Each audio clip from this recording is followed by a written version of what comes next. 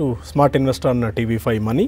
ప్రస్తుతానికి markets still positive టెరిటరీలో trade అవుతున్నాయి. 14 points ప్లస్లో 8196 పాయింట్స్ దగ్గర నిఫ్టీ ట్రేడ్ అవుతుంటే 52 పాయింట్స్ ప్లస్లో 26,655 పాయింట్స్ దగ్గర సెన్సెక్స్ ట్రేడ్ అవుతుంది. సెక్టార్స్ పరంగా మనం ఒకసారి చూసుకున్నట్టయితే స్టిల్ బ్యాంక్ నిఫ్టీ కాస్త పాజిటివ్లోనే ఉంది. 91 పాయింట్స్ ప్లస్లో 18,433 పాయింట్స్ దగ్గర బ్యాంక్ నిఫ్టీ ట్రేడ్ అవుతుంటాయి.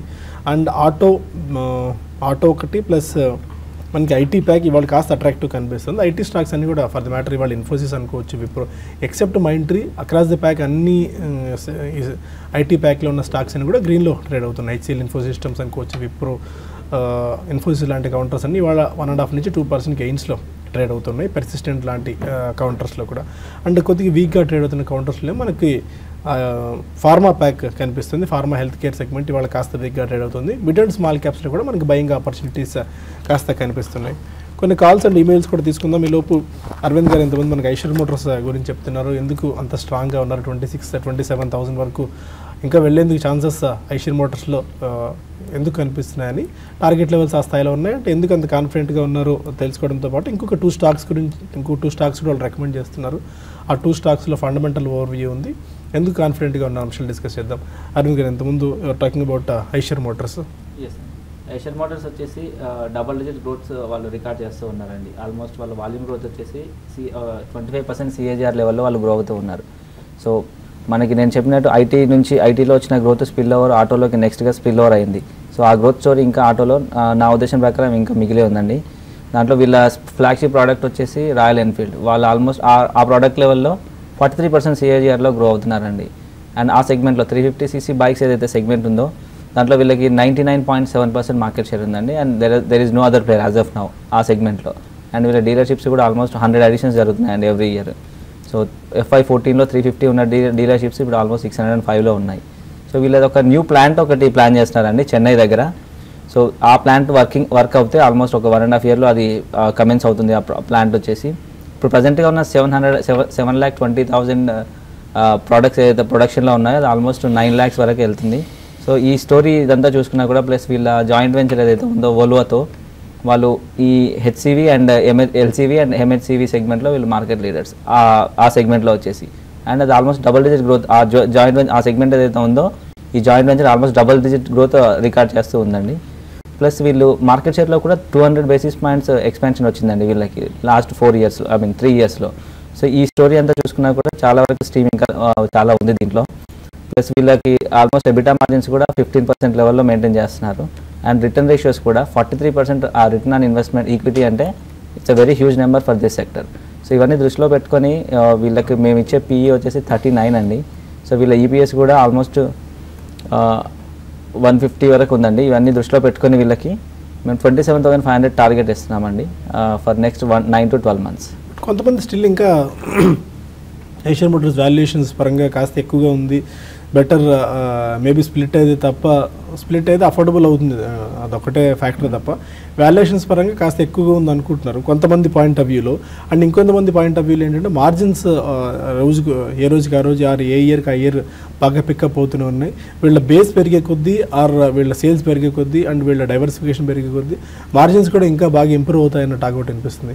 ఈ రెండిట్లో మీరు దేన్ని ఎలా సమర్థిస్తారు? సో వాల్యుయేషన్స్ అనేవి మనం ఫండమెంటల్గా వాల్యుయేషన్ పరంగా చూస్తే కొంచెం స్ట్రెచ్గానే కనబడతాయి. కాకపోతే వీళ్ళ 97% మార్కెట్ షేర్ ఏదైతే 99% మార్కెట్ షేర్ ఏదైతే ఉందో ఆ మార్కెట్ షేర్ని దృష్టిలో పెట్టుకుంటే ఈ వాల్యుయేషన్స్ అనేవి జస్టిఫైడ్ అండి. కొద్దిగా మనకి ఫండమెంటల్గా రేషియోస్ అవన్నీ చూసినప్పుడు కొద్దిగా ఎక్కువ PEలో ట్రేడ్ అవుతున్నట్టు అనిపిస్తుంటుంది మా పియర్ కంపారిజన్ చేసినప్పుడు. కాకపోతే వీళ్ళ మార్కెట్స్ ఆ లీడర్షిప్ కానివ్వండి, వీళ్ళ ప్రోడక్ట్స్ కానివ్వండి, ప్లస్ వీళ్ళ ఈషర్ ట్రక్స్ ఏదైతే ఉన్నాయో ఆల్మోస్ట్ మంచి మార్కెట్ షేర్ ఉందండి దాంట్లో కూడా. వీళ్ళ గ్రోత్ స్టోరీ కానివ్వండి, వీళ్ళకి నెక్స్ట్ వచ్చేసి ఒక పోలారిస్తో నేను ఇంతకుముందు చెప్పిన విధంగా ఎలక్ట్రిక్ కార్స్లో వీళ్ళకి జాయింట్ వెంచర్ ఉంది. అది కూడా యాజ్ ఆఫ్ నౌ అది కొద్దిగా పిక్ అవ్వలేదు. కాకపోతే ఎలక్ట్రిక్ కార్స్లో పెరుగుతున్న ఏమంటారు అవేర్నెస్ని దృష్టిలో పెట్టుకున్నా కూడా కొంచెం వాల్యుయేషన్స్ నాకు జస్టిఫైడ్గానే కనబడుతున్నాయండి. ఓకే సార్, ఇంకా మిగిలిన స్టాక్స్ గురించి కూడా మనం డిస్కస్ చేద్దాం. క్యాస్ట్రాల్ ఒక స్టాక్ని కార్వి అండ్ అరవింద్ రికమెండ్ చేయబోతున్నారు. దానికంటే ముందు కొన్ని కాల్స్ అండ్ ఈమెయిల్స్ కూడా మనం తీసుకుందాం. రాజలక్ష్మి మెయిల్ చేశారు. TVS శ్రీచక్ర ఈ స్టాక్ని 15 shares తీసుకున్నారు, 4,000 rupees చెప్పిన ఒక్కో షేర్ లాంగ్ టర్మ్ గురించి. ఈ టైంలో యావరేజ్ చేసుకోవచ్చా ఆర్ అవాయిడ్? TVS శ్రీచక్ర మధ్యకాలంలో బాగా పెరిగిన టైర్ స్టాక్స్ అంతా కూడా చాలా అట్రాక్టివ్ కనిపిస్తున్నాయి.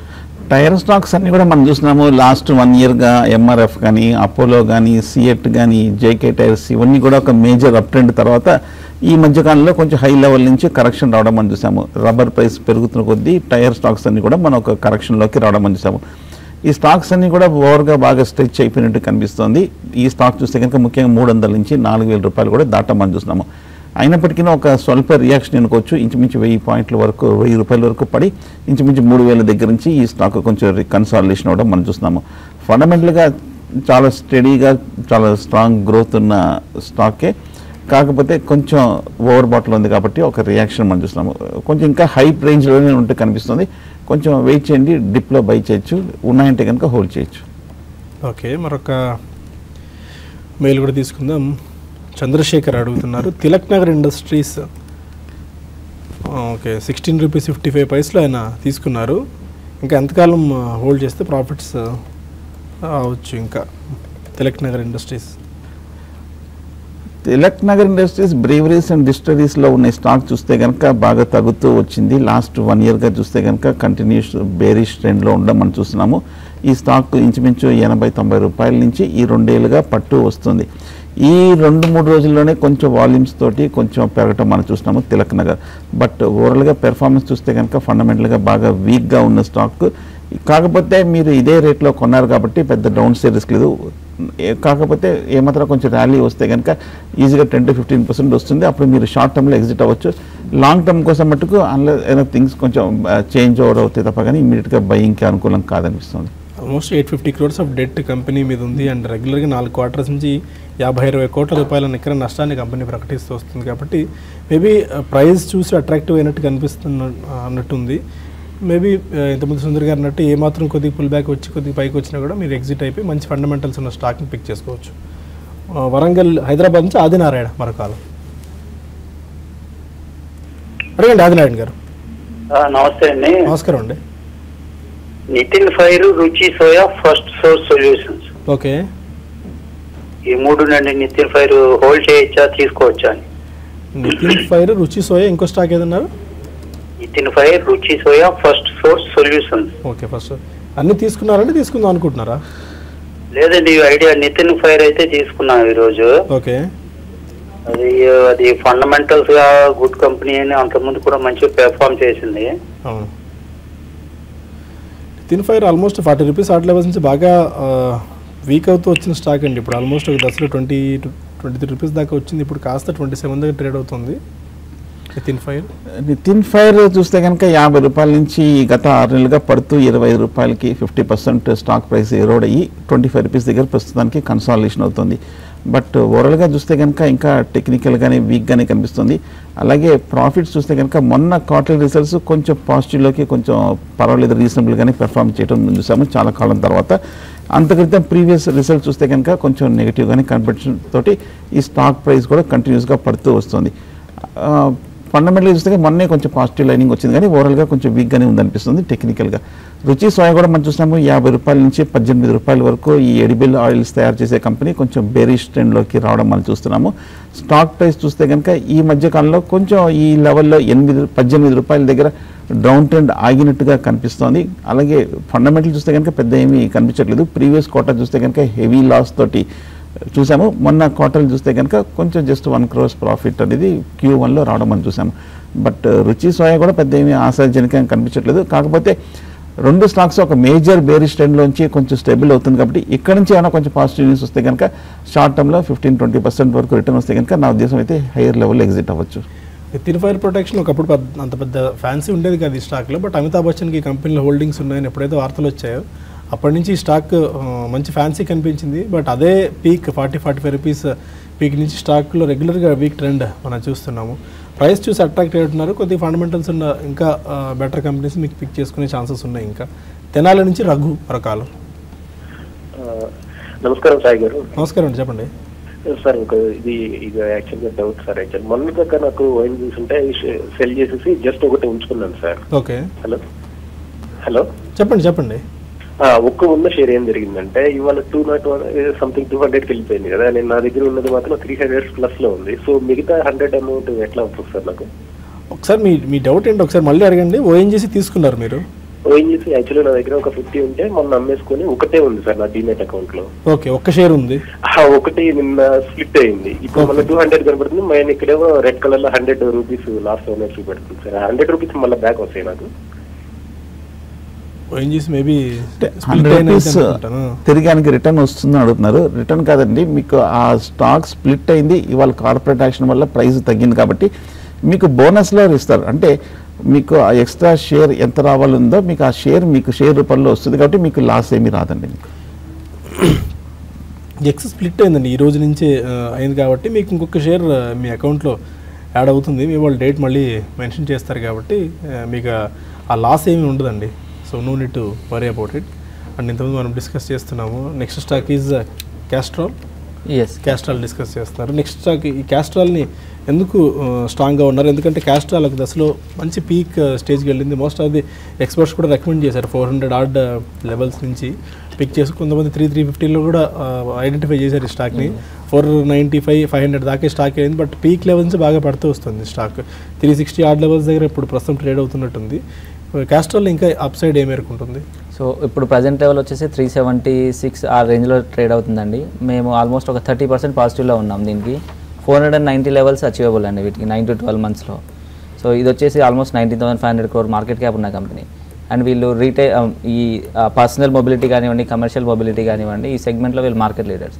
వీళ్ళకి పర్సనల్ మొబిలిటీ సెగ్మెంట్లో 20% మార్కెట్ షేర్ ఉందండి. ప్లస్ అదేవిధంగా కమర్షియల్ సెగ్మెంట్లో వచ్చేసి వీళ్ళకి 30% మార్కెట్ షేర్ ఉంది. సో ఈ సెగ్మెంట్లో ఆల్మోస్ట్ వీళ్ళు మార్కెట్ లీడర్స్ అని మనం చెప్పేసుకోవచ్చు. వీళ్ళు బ్రాండ్ పోర్ట్ఫోలియో కూడా ఆల్మోస్ట్ ప్రీమియం సెగ్మెంట్లో వీళ్ళు ప్లేస్ చేస్తున్నారు. ఇప్పుడు క్యాస్ట్రాల్ కానివ్వండి, సిఆర్బీ కానివ్వండి, యాక్టివ్ అనేది కానివ్వండి, ఈ జీటీబీ కానివ్వండి, వీళ్ళ బ్రాండ్స్ అన్ని ఆల్మోస్ట్ ప్రీమియం సెగ్మెంట్లో ఉన్నాయి. ఇవన్నీ చూసుకున్నా కూడా ప్లస్ వాళ్ళ డిస్ట్రిబ్యూషన్ నెట్వర్క్ కూడా 420+ ఉందండి. ప్లస్ 1,05,000 వరకు ఆల్మోస్ట్ రీటైల్ స్పాట్స్ ఉన్నాయి. సో ఇవన్నీ దృష్టిలో పెట్టుకున్నా కూడా వీళ్ళకి ఆల్మోస్ట్ డిస్ట్రిబ్యూషన్ రీచ్ అనేది ఇట్స్ లైక్ ఎంటైర్ ఇండియాలో ఉందండి. ఆల్మోస్ట్ వీళ్ళకి ఎంత చిన్న విలేజ్కి వెళ్ళినా కూడా డిస్ట్రిబ్యూషన్ నెట్వర్క్ ఉంటుంది. సో మనకి ఆయిల్ అని అంటే ఫస్ట్గా వచ్చేది క్యాస్ట్రాల్ అనే వస్తుంది మన మైండ్కి. సో ఆ రేంజ్లో వీళ్ళు ప్లేస్ చేసుకున్నారండి. సో ఆ ప్లేస్మెంట్ చూసుకున్నా కూడా ఆ ప్లేస్మెంట్ అనేది వీళ్ళకి ప్రీమియం వాల్యుయేషన్స్ వీళ్ళకి ఇవ్వచ్చండి. అది చూసుకున్నా కూడా ప్లస్ వీళ్ళు largest suppliers to 2-wheeler and car segments అండి. ప్లస్ వీళ్ళు ఇంకొక ప్రోడక్ట్ వచ్చేసి వీళ్ళు corrosion preventive material and metal cutting ఫ్లూయిడ్లో వీళ్ళు కూడా ఉన్నారండి. వీళ్ళు ఆల్మోస్ట్ ఇందులో మార్కెట్ లీడర్స్.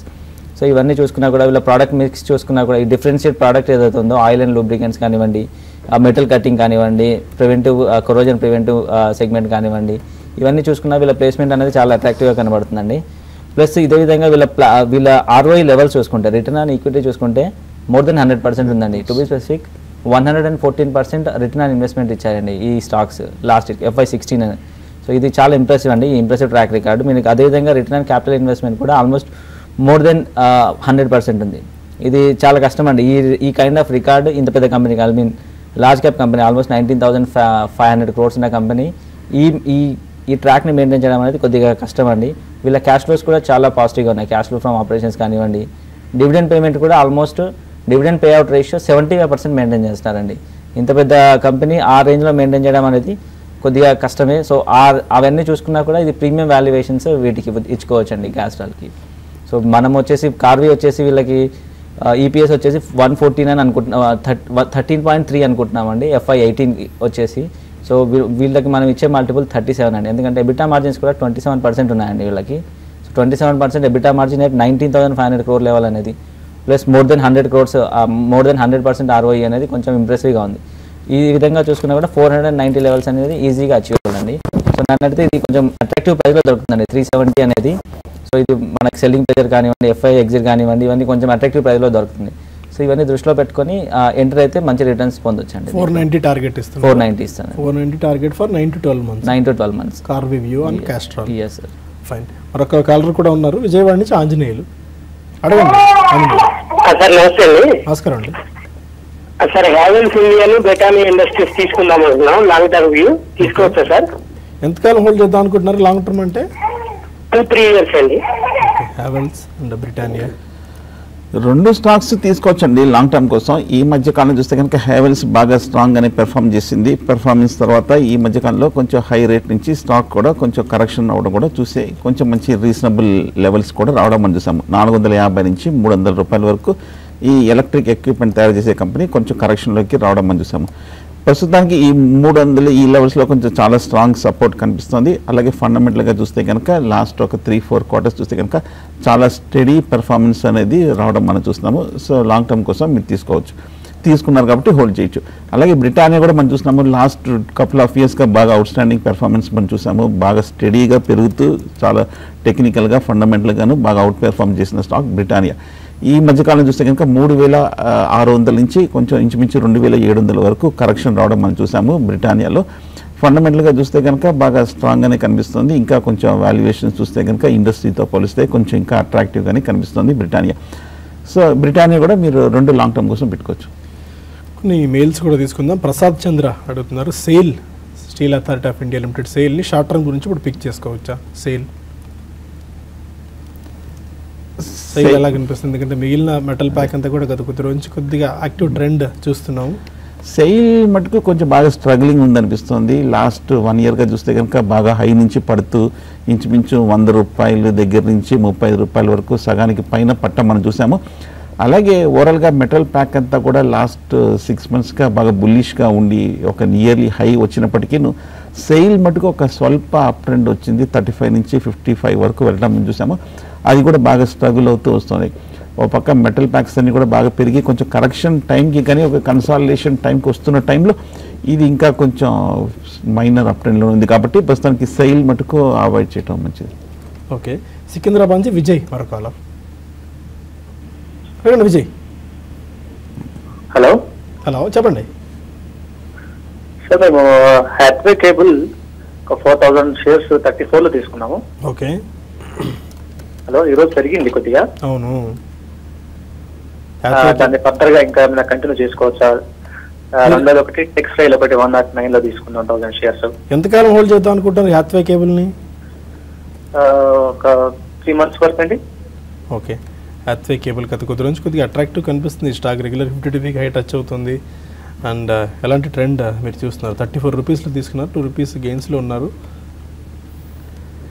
హ్యాత్వే చూస్తే కనుక 75 రూపాయల నుంచి 25 రూపాయల వరకు పడి ఇప్పుడు కొంచెం ఒక 10 రూపాయల లో నుంచి రికవరీ అవ్వడం మనం చూసాము హ్యాత్వే కేబుల్. ఫండమెంటల్గా చూస్తే కనుక కొంచెం రిజల్ట్స్ వీక్గానే కనిపిస్తుంది. Last few quarters negative results తోటి ఈ స్టాక్ కూడా పడుతూ వచ్చింది. కాకపోతే ఓవరాల్గా చూస్తే కనుక కంపెనీకి కొంచెం రెప్యుటేషన్ ఉన్న కంపెనీయే. అండ్ ఈ లెవెల్లో చూస్తే కనుక మేజర్ డౌన్ ట్రెండ్ కూడా పూర్తయినట్టు కనిపిస్తుంది. ఇక మీద ఏమైనా కొంచెం పాజిటివ్ డెవలప్మెంట్ కానీ ఏమైనా కొంచెం పాజిటివ్ జోన్లోకి వచ్చిందంటే కనుక ఫండమెంటల్గా ఇక్కడ నుంచి కూడా రికవరీ వచ్చే అవకాశాలు కనిపిస్తుంది. బట్ నా ఉద్దేశం అయితే షార్ట్ టర్మ్లో ఒక 45 ఆ లెవెల్కి ఒక 10% రికవరీ వస్తే కొంచెం హై లెవెల్ ప్రాఫిట్స్ బుక్ చేయొచ్చు అనిపిస్తుంది. గుడివాడ నుంచి శ్రీనివాస్ మరో కాలర్. అడగండి శ్రీనివాస్ గారు. హలో శ్రీనివాస్. ఓకే, మరొక మెయిల్ సూర్య సాయి అడుగుతున్నారు, gold price short term two medium టర్మ్లో తగ్గే ఛాన్సెస్ ఏమైనా ఉన్నాయి? ఇంకా గోల్డ్ అని ట్రాక్ చేస్తున్నారా? గోల్డ్ చూస్తే కనుక ఈ మధ్యకాలంలో బాగా పడింది. మన ఎంసీఎక్స్ కమోడిటీ మార్కెట్లో చూస్తే కనుక 21,000 నుంచి ఇంచుమించు ఒక 31,000 నుంచి కొంచెం ఇంచుమించు 27,000-28,000 వరకు పట్టం మనం చూసాము. షార్ట్ టర్మ్ వీక్గానే ఉంది. కాకపోతే లోయర్ రేట్లో 27,000 దగ్గర ఎంసీఎక్స్ కమోడిటీ మార్కెట్ చాలా స్ట్రాంగ్ సపోర్ట్ ఉంది కాబట్టి ఇక్కడ కొంచెం డౌన్ ట్రెండ్ ఆగే అవకాశాలు కనిపిస్తుంది. లాంగ్ టర్మ్ కోసం తీసుకోవచ్చు క్లోజర్ టు 27,000. ఇంటర్నేషనల్ మార్కెట్లో అయితే ఆల్మోస్ట్ 11% దాకా ఫాల్ అయింది 2 monthsలో. ఎందుకంటే దానికి కూడా డాలర్ బాగా స్ట్రెంగ్తన్ అవుతుంది. మోస్ట్ ఆఫ్ ది కరెన్సీ అంతా కూడా ఆర్ ఇన్వెస్ట్మెంట్స్ అన్నీ కూడా గోల్డ్లో నుంచి సేఫ్ బెట్ అయిన గోల్డ్ నుంచి డాలర్స్ వైపు వెళ్తున్నాయి కాబట్టి గోల్డ్ కొద్దిగా డిమాండ్ తగ్గింది. బట్ మేబీ చూడాలి ఇంకా ఏ మేరకు గోల్డ్లో వీక్నెస్ వస్తుంది అనేది. బట్ లాంగ్ టర్మ్ ఏమైనా దృష్టిలో ఉంచుకున్నట్టయితే స్టాగర్డ్ దీనిలో ఇన్వెస్ట్మెంట్ మొదలు పెట్టుకోవచ్చు గోల్డ్లో. దట్ ఒక వాళ్ళ పోర్ట్ఫోలియోకి 5 to 10% మాత్రమే. శ్రీనివాస్ అడుగుతున్నారు, లుపిన్ 1470లో 100 షేర్స్, అజంతా ఫార్మా 1880లో 100 షేర్స్ షార్ట్ టర్మ్ గురించి తీసుకున్నారు, ఎలాంటి గైడెన్స్ ఇస్తారు? లుపిన్ 1470, అజంతా 1880. ఇంచుమించు కరెంట్ రేట్లో ఉంది లుపిన్. టెక్నికల్గా చూస్తే కనుక బాగా వీక్గానే ఉంది. ఫార్మా స్టాక్స్ అన్నీ కూడా కొంచెం అండర్ పెర్ఫార్మ్ చేయడం మనం చూస్తున్నాము.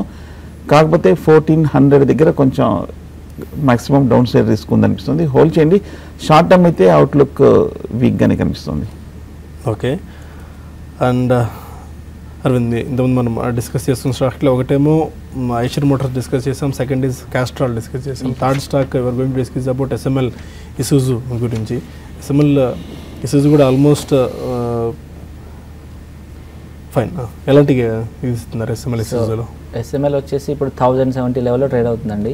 మేము ఆల్మోస్ట్ చాలా పాజిటివ్గా ఉన్నాం. కార్వి 26% అప్సైడ్ వరకు ఇస్తున్నామండి. 1350 లెవెల్స్ వరకు వస్తుందని నెక్స్ట్ 9 to 12 monthsలో మా opinion. It's Punjab based company. So ఈస్టర్తో కానీ క్యాస్ట్రల్తో పోల్చుకుంటే కొంచెం చిన్న కంపెనీ ఇది, మిడ్ క్యాప్లో వస్తుంది. 1500 crore మార్కెట్ క్యాప్తో ఉంది. వీళ్ళకున్న నెక్స్ట్ రెవెన్యూ డ్రైవర్స్ వచ్చేసి వీళ్ళు ఒక 220 crores కెపెక్స్ ఒకటి ప్లాన్ చేశారండి నెక్స్ట్ 2 yearsకి. సో అది కూడా వీళ్ళ క్రిటికల్ ఇంజన్ పార్ట్స్లో డెవలప్మెంట్ కోసం పెట్టుకున్నారండి. So that is product development అనుకోండి, రీసెర్చ్ అండ్ డెవలప్మెంట్ అనుకోండి. ఆ సెగ్మెంట్లో వీళ్ళు ఒక 220 crores పెడుతున్నారు. విచ్ మీన్స్ వాళ్ళ ఇంజన్ ఎఫిషియన్సీ అనేది కొద్దిగా మనం పాజిటివ్గా ఉండొచ్చు ఆ విషయంలో. So current levels of capacity utilisations కూడా చాలా ఆప్టిమిస్టిక్ కనబడుతుంది. ఆల్మోస్ట్ 100% కెపాసిటీ యూటిలైజేషన్లో వాళ్ళు వర్క్ చేస్తున్నారు. విచ్ మీన్స్ వాళ్ళకి బుకింగ్ వచ్చినప్పటి నుంచి లిటరల్గా మొత్తం వాళ్ళు దానికి తగ్గట్టుగా మ్యాచింగ్గా వీళ్ళు కెపాసిటీ యూటిలైజేషన్తో ఉంది. అంటే ఆల్మోస్ట్ వీళ్ళకి బుకింగ్స్ అవుతున్నాయి, వీళ్ళు సప్లై చేస్తున్నారు, ఆ రేంజ్లో ఉన్నారు. సో అదే దృష్టిలో పెట్టుకుని వీళ్ళు నెక్స్ట్ కెపెక్స్ కూడా ప్లాన్ చేసుకున్నారండి. వీళ్ళ ప్రోడక్ట్స్ వచ్చేసి ట్రక్స్ కానివ్వండి, బస్సెస్, అంబులెన్సెస్. మనం ఈ మధ్య కాలంలో ఎస్ఎంఎల్వి ఎక్కువగా చూస్తున్నాము. సో బాగా అవేర్నెస్ పెరిగింది కాబట్టి అంబులెన్స్లో కానివ్వండి, టిప్పర్స్లో కానివ్వండి, బస్సెస్లో వీళ్ళు చాలా మంచి మార్కెట్ షేర్ గ్రోత్లో ఉన్నారు బాగానే. సో వీళ్ళ వాల్యూమ్ వైజ్గా కొంచెం రెవెన్యూ పరంగా కొద్దిగా వీక్గా ఉన్నా కూడా వాల్యూమ్ వైజ్గా ఫస్ట్ హాఫ్ అయితే ఏదో ఉందో, సో FY16తో పోల్చుకుంటే FY17 ఫస్ట్ హాఫ్, సో వాళ్ళు ఆల్మోస్ట్ 26% గ్రోత్ చూపించారండి వాల్యూమ్ వైజ్గా. నెంబర్ ఆఫ్ వెహికల్స్ సోల్డ్ వైజ్గా చూసుకుంటే 26% గ్రోత్ చూపించుకున్నారు. కాకపోతే వీళ్ళు కెపెక్స్ ప్లాన్స్ వల్ల కొద్దిగా నెట్ ప్రాఫిట్ అనేది కొద్దిగా తగ్గింది. సో అందువల్ల మనకి కొద్దిగా ప్రైస్ కూడా కరెక్ట్ అయ్యి మంచి లెవెల్స్లో దొరుకుతుంది. సో వీళ్ళ ఎబిటా మార్జిన్స్ కూడా ఆల్మోస్ట్ 18% ఉన్నాయండి. సో అది కూడా మంచి లెవెల్స్లో మనం ఎంటర్ అవ్వచ్చు. వీళ్ళ క్యాష్ కూడా ఆల్మోస్ట్ 140 crores మంచి స్ట్రాంగ్ పొజిషన్ ఉంది. సో ఇందులో 220 crores ఏదైతే ప్లాన్ చేసుకున్నారో దాంట్లో 140 crores ఇంటర్నల్ క్యాష్ నుంచే వెళ్తుంది. సో మిగతాది ECBs, so which they technically raise at 3-4%లో వెళ్తున్నారు. ఆల్మోస్ట్ ఆ 4%కి రేజ్ చేయగలుగుతారు వీళ్ళకున్న కెపాసిటీ వైజ్గా చూసుకుంటే. సో ఇవన్నీ దృష్టిలో పెట్టుకున్న ప్లస్ వీళ్ళ మార్జిన్స్ కూడా ఫండమెంటల్గా చూసుకున్నా కూడా వీళ్ళ మార్జిన్స్ ఎబిటా మార్జిన్స్ వచ్చేసి 7.3% అండ్ మనము FY18లో 7.8% వరకు ఎక్స్పెక్ట్ చేస్తున్నాం. సో మళ్ళీ అదేవిధంగా వీళ్ళ EPS కూడా 54 rupees వరకు ఉంటుందండి FY18లో. సో మనం దానికి కొంచెం ఈ బుల్లిష్ మార్కెట్ని కానివ్వండి, కొద్దిగా ఈ కరెక్షన్, ఈ మైనర్ హికప్స్ ఏదైతే ఉన్నాయో మన GST ఇంప్లిమెంటేషన్ వరకు కానివ్వండి, డిమానిటైజేషన్ ఎఫెక్ట్స్ తగ్గేంత వరకు కానివ్వండి, ఇవన్నీ చూసిన తర్వాత బుల్లిష్ ట్రెండ్ అనేది మనం మార్కెట్లో ఎక్స్పెక్ట్ చేయొచ్చు. అదంతా చూసుకున్నా కూడా వీళ్ళకి ఒక 25 multiple అనేది ఈజీగా ఇవ్వచ్చండి. సో అది దృష్టిలో పెట్టుకుని వీళ్ళకి 1350 అనేది మంచి gettable target in 9 to 12 months. So అది మా వ్యూ అండి, Karvy view. 1350 so in next 9 to 12 months అనేది అచీవబుల్. ఓకే, 9 to 12 monthsలో 1350 టార్గెట్. ప్రస్తుతం 1035-1040 రూపీస్ దగ్గర ఈ స్టాక్ ట్రేడ్ అవుతుంది. ఎస్ఎంఎల్ ఇష్యూస్ ఎవరికైతే 9 to 12 medium term or medium to long term investment horizon ఆలోచన ఉంటాయి, అలాంటి వాళ్ళు ఈ స్టాక్స్ను పిక్ చేసుకోవచ్చు. ఎందుకు పిక్ చేసుకోవచ్చు? ఫండమెంటల్స్గా కంపెనీ ఎందుకు అంత స్ట్రెంగ్త్ ఉంది, ఎందుకు కార్వీ రికమెండ్ చేస్తుంది అనేది ఇంతసేపు మనకి అరవింద్ గారు వివరించారు. దీన్ని బట్టి మీ ఇన్వెస్ట్మెంట్ డెసిషన్స్ని తీసుకోవచ్చు. 1 or 2 మెయిల్స్ మనం ఇంకా తీసుకుందాం. విలియం జేమ్స్ అడుగుతున్నారు, SKS micro or Bharat financial inclusion 680లో తీసుకున్నారు 100 షేర్స్ని, కజారియా సిరామిక్స్ 480లో తీసుకున్నారు 100 షేర్స్ని, ఏం చేసుకోవచ్చు? Bharat finance 680, Kajaria 480. Bharat financial holdings బాగా స్ట్రాంగ్ అప్ ట్రెండ్ మనం చూస్తున్నాము. గత ఏడాది బట్టి చూస్తే కనుక 250 రూపాయల నుంచి 950 రూపాయల వరకు పెరిగి ఈ 1 monthగా మొన్న నవంబర్ 8 నుంచి బాగా స్టీప్ డౌన్ ట్రెండ్ అనేది మనం చూసాము. కాకపోతే ఇంచుమించు మీరు కొంచెం లో ప్రైస్లో తీసుకున్నారు. 600 దగ్గర సపోర్ట్ కనిపిస్తుంది. బహుశా షార్ట్ టర్మ్లో 600 దగ్గర కొంచెం కరెక్షన్ పూర్తి చేసుకొని కొంచెం కన్సాలిడేషన్ అయ్యే అవకాశాలు కనిపిస్తుంది. హోల్డ్ చేయండి. అలాగే కజారియా సెరామిక్స్ చూస్తే కూడా బాగా స్ట్రాంగ్ అప్ ట్రెండ్, మనం ఒక మేజర్ ర్యాలీ మనం చూసాము ఈ స్టాక్లో. అలాగే మొన్న కొంచెం హౌసింగ్ సెక్టర్ కొంచెం ఎఫెక్ట్ అవుతుందన్న వార్తలతోటి కజారియా కూడా హై నుంచి ఒక సడన్గా ఒక పట్టం చూసాము. ప్రస్తుతానికి కజారియాలో 450-430 రూపాయల దగ్గర స్ట్రాంగ్ సపోర్ట్ కనిపిస్తుంది. ఫండమెంటల్ కూడా చూస్తే కనుక చాలా స్ట్రాంగ్ కంపెనీ. సో ప్రస్తుతానికి హోల్డ్ చేయండి. ఫండమెంటల్గా బులిష్గా ఉంది కాబట్టి 2 స్టాక్స్ హోల్డ్ చేయొచ్చు. ఓకే, మరొక మెయిల్ కిరణ్ అడుగుతున్నారు, సాటిన్ క్రెడిట్ కేర్ 380లో 100 షేర్స్ ఉన్నాయి, ట్రేడింగ్ పర్పస్ తీసుకున్నారు, ఎలాంటి గైడెన్స్ ఇస్తారు?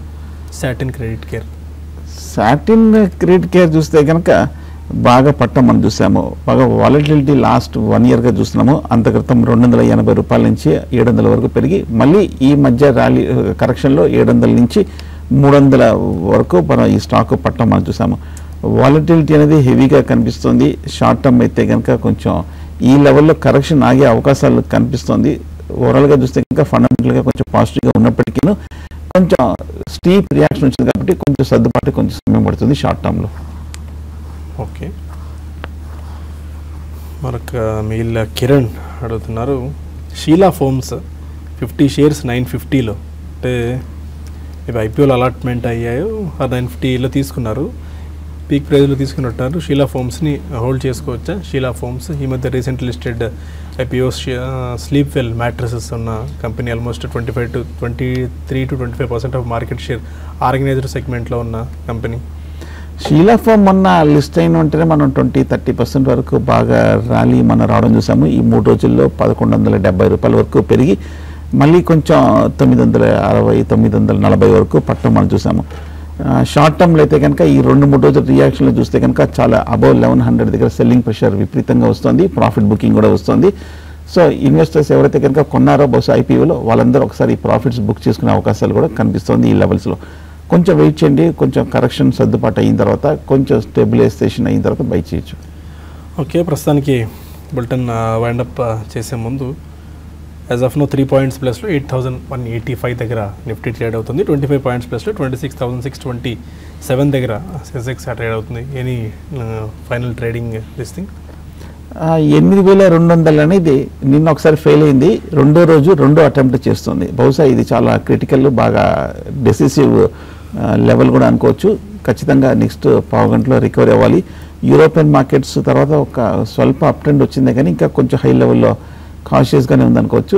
ఒకవేళ ఇవాళ 8200 పైన క్లోజ్ అవ్వకపోతే 3 మార్కెట్ కూడా కొంచెం మైనర్ కరెక్షన్ కానీ కొంచెం కన్సాలిడేషన్లో కానీ వెళ్ళే అవకాశాలు ఎక్కువ కనిపిస్తున్నాయి. Fine, thank you very much both of you sir. ప్రస్తుతానికి ఈ బులెటిన్ ఇక్కడ వైండప్ చేద్దాం. స్మార్ట్ ఇన్వెస్టర్ని మళ్ళీ 4 o'clockలో క్లోజింగ్ రిపోర్ట్లో కలుద్దాం. Stay with us.